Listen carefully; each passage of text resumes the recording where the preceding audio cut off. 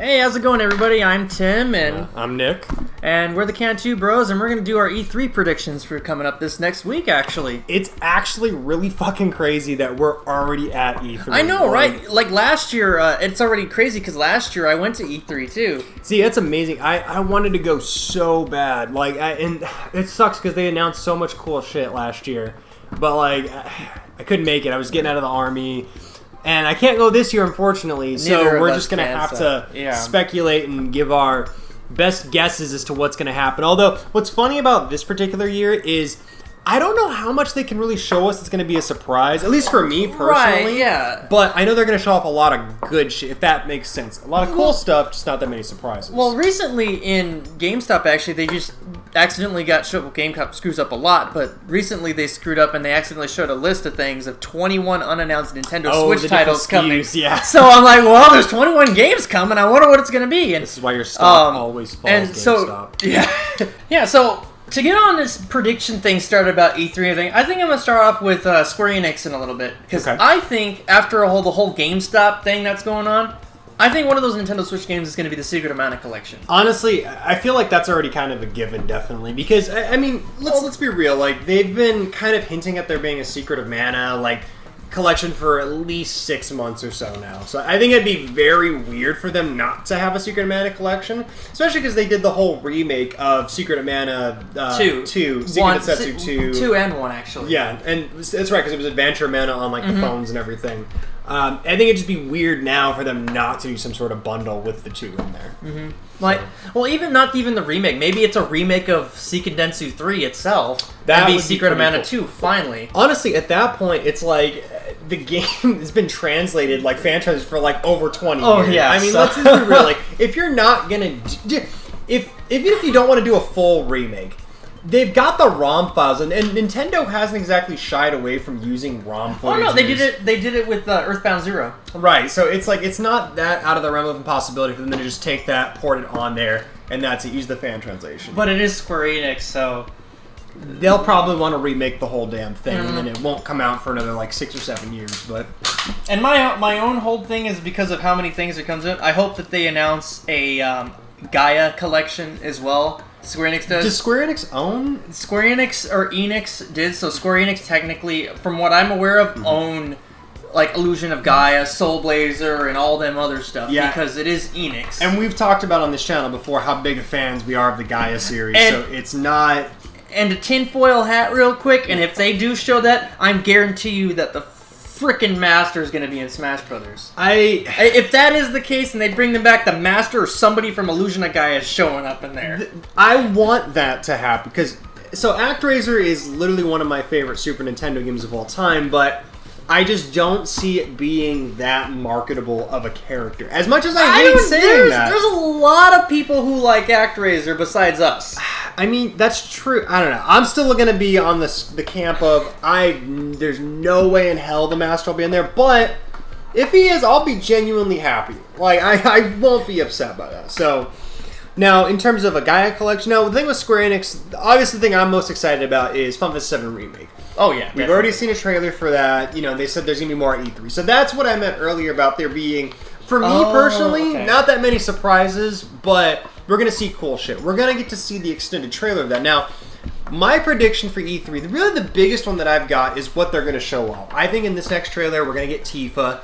I think in this particular trailer, we're going to find out how many parts are in this game. Yeah, and that's the big question for everybody. Right. Now, my theory with that, it's very short and easy, right? If it's going to be 2 or 3 parts, we'll know exactly how long this game is to how they end the trailer. If they show anything outside of Midgar or Shinra, HQ or anything like that, then we'll know we're going to get every single character in the party, at least in part 1. And that's what I want more than anything. And prediction-wise, I think we're going to get a trailer that's going to show off, if not the entire cast, at least up to Red 13. Because they want they don't want to just show Tifa off, because it's okay, everyone's expecting that. Especially since in the last trailer, they teased her, the whole time by having her in the party every time. Right, they're going to need Red 13 in there. So I feel like at the very least, we're going to see Red 13 in there. By the way, Red 13 is my favorite character, so... the thing, I love Red as well, but if if they show I off, get to play as Red 13, you bet your ass that's all I'm going to play as. Sid's my favorite character from the game. So the one thing I'm worried about is that we're going to have to wait 4 parts until we get to Sid because he takes place so close to the ending of part 1 that it's like by the time we get there, so I still think we're going to see Red. That's my prediction, is that we're going to see Red 13 in the Final 7 trailer. I hope the trailer ends if Sid is there and it actually shows that it's there. And Sid is in there. I hope it ends with him saying, "Sit down and drink your goddamn tea." That would be so meta. Like, man. Don't get me too excited, because it's Square Enix. Square Enix finds ways of disappointing me every single year, and I say that with as much love as I possibly can. Right, yeah. So, like, with going on with that, too, with you were talking about the parts, I think, with my predictions, I think it might actually be 3 parts. Kind of like how the original was. So it would be Midgar all the way up until there. Yes, I know they want to explore Midgar, and everybody, does that over. But why? Well, then again, it's Square Enix. They do this with everything. They did it with Octopath Traveler as well. But and they pissed off everybody when they announced Final Fantasy VII again coming out, and it was just on the PS4 or whatever. It was just the PC release, right? But I think that the smartest thing to do would be making it into 3 parts again and ending it where each disc ended normally. I don't think that they're going to do that though. And I want to see damn Chocobo racing. Right, and I think I know for a fact that'll be in there. Where the problem with that is if you do disc releases like that, then there's nothing that happens in part 3. The problem is with part 3 is literally the ending. And the only thing because it starts you in Northern Crater to fight Sephiroth. So if you're not there, then if you leave the Northern Crater, then you're just going and doing extra side quests and stuff. So I agree, it could be 3 parts, but it'll end. Excuse us for a second. Our mascot in the back is tearing up things. So I guess the last Square Enix thing that they're going to announce, because they've already announced they're going to talk about it, is the Avengers game. Oh, now, right, yeah. I have nothing. Honestly, I have nothing to say about it because I don't know what they're doing. Neither do I. They announced it years ago, and I'm a big comic book person. I love every Marvel. Square Enix game. Right? Yeah. They announce it and then they just do it. If anything, okay. So if I had to make a prediction on it, it's probably going to play.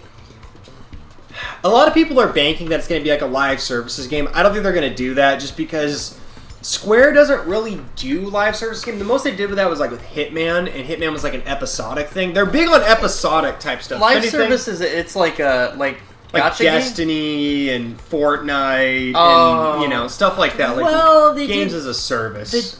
You're talking like mobile-like game kind of things, or no? Games as a service is like Destiny, like where you gotta like Anthem and stuff like that, where you gotta keep paying to enjoy the game. Yeah, no. I guess my only prediction so this is a shot in the dark. I don't have any guess to what it could be. As long as I get Spider-Man or like Nightcrawler, I'm fine.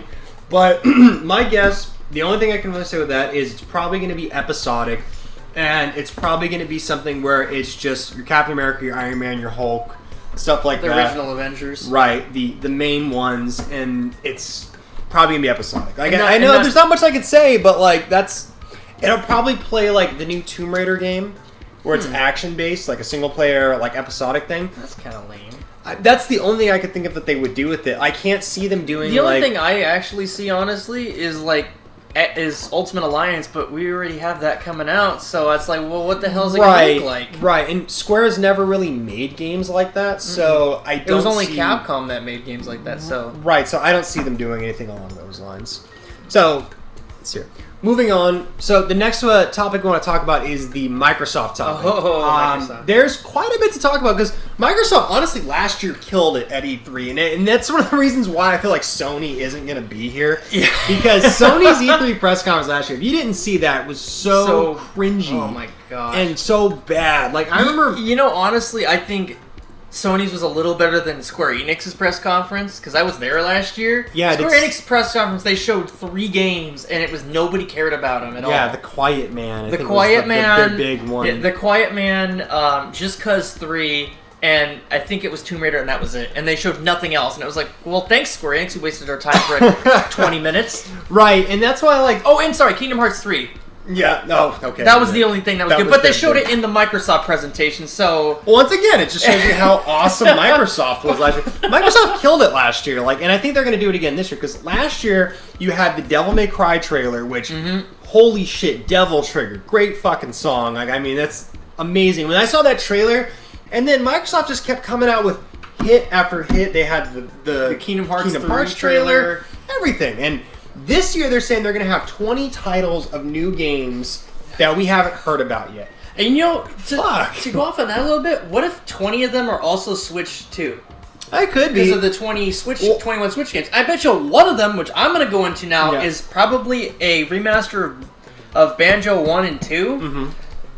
And possibly, or Banjo 1, 2, and Nuts and Bolts, because it's still part of the series until they say otherwise. Yeah. Until they literally just bring out Banjo-Kazooie 3. Yep. And just announce Nuts and Bolts forever. Right. But, yeah. Or they just come out and say Banjo 4. And... Which really, that would be the smarter. I feel like they should just count Banjo 3 as Nuts and Bolts and go on from there. Exactly. And just move on. Just believe it was part of the series and move on. Yeah. But I also think that they're going to show... Maybe? I'm sorry, my cat just fell. That was... What the hell was that? I got to see it from my angle. What did she do? My May. Well, let's just leave that in there. And I also think, to go off on that too, is that Halo is going to show up again. Oh, I completely... And it's going to be the Halo Battle Royale thing that's been helping. And if you haven't noticed, it's going to change hop around. Yeah, the Halo... So I pretty much think that's going to happen. I think it's going to be a live services type game. They're probably going to have Halo Fortnite version or Black Ops, whatever Battle Royale thing, because that's the hot thing. Honestly, Battle Royale's kind of on its way out, so they might just say screw it and not do that. But yeah, I've noticed that. Then again though, it is on its way out, so that means that people are still going to try to do it, but I digress. I think that Master Chief Collection is coming out on the Switch. Oh, definitely, 100%. I'm sorry. That sorry. Okay, let me phrase that. 75%. I don't want to put my full cards in there. As much as I want Master Chief on a Nintendo console, again, like that DS game that we never got. I'm gonna double down. You're gonna say 100%? I'm gonna say 100% Master Chief Collection. So if you haven't seen our Microsoft Theory video, where we kind of jokingly, seriously, kind of at the same time, talk about who we think the next characters in Super Smash Bros. Are. Sorry. Choking on a peanut.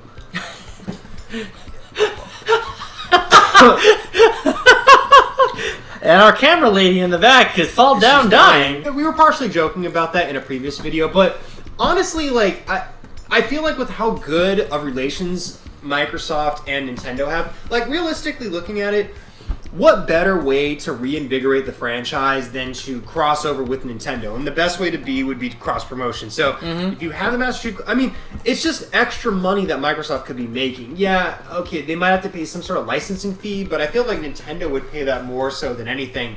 For owning even just Microsoft and Halo on their systems itself. Right, but if you're about to push the Halo brand, which you haven't really done anything with the Halo brand in a couple of years, what better way to do that than to because Master Chief Collection is coming out on Steam, it's coming out basically on every console minus Sony. The only thing is though, if they put Master Chief Collection on Nintendo Switch, are they going to include Reach and ODST? They're going to have to. That's rough because I don't know if it'll fit in the carts though. If they decide to get the bigger cartridges, only cartridge like they've been doing with some games. I think if anything, what they'll probably do is they'll do the Capcom route where, with Devil May Cry, it's going to be individual. Oh right, yeah. Pieces. So they might have Halo Legacy 1 Collection too. Yeah, they might have Halo 1, 2, and 3 as their own separate downloads. That's what I think they're going to do personally. But I think we're going to see. I'm going to double down and say my prediction is we're going to get some sort of Halo representation on the Switch, and we're gonna get the Chief in Super Smash Bros. It's gonna happen. Damn it. I'm gonna back you up and say Master Chief.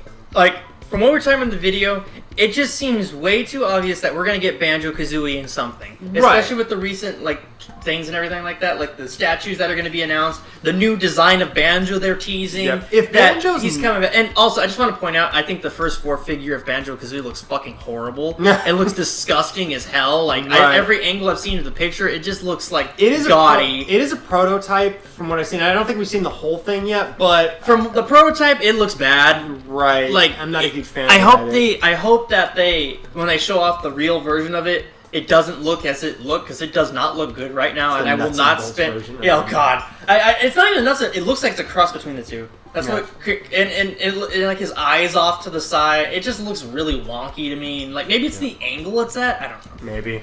I mean, ultimately though, I feel like if Banjo is not in Smash Bros or anything like that, I think not only us, but I think the entire world will collapse. Will genuinely be surprised because I think everybody's banking on that damn character being in the game. So no, that's my personal. First opinion. it was Geno, now it's Banjo. But I think it's gonna be Chief. I 100% think the Chief's gonna be in there. Again, if I'm wrong, I'll gladly admit I was wrong. I'm being partially serious, but at the same time, I'm joking. But I'm banking. My prediction: Chief's gonna be announced for Smash. I bet you it's gonna be announced on the Microsoft presentation at the end of the presentation. Yeah, because then that will lead into the Switch's treehouse. I don't know for sure because I don't have the schedule what's gonna be is Nintendo's gonna be on the day of it. Microsoft is the day before. E3 actually the thing opens. So pretty much it would be they announce Master Chief first, and then they'll throw Banjo in second. I could see that. I could see them doing that. Or they throw Banjo in first during the Microsoft presentation, and then at the end they show Master Chief at the end of the Microsoft presentation. That's true. I still think, that'd be such a good way to. And you have fucking Reggie. I know he's retired now, but have Reggie's ass come out there and just be by the way, I know I'm retired.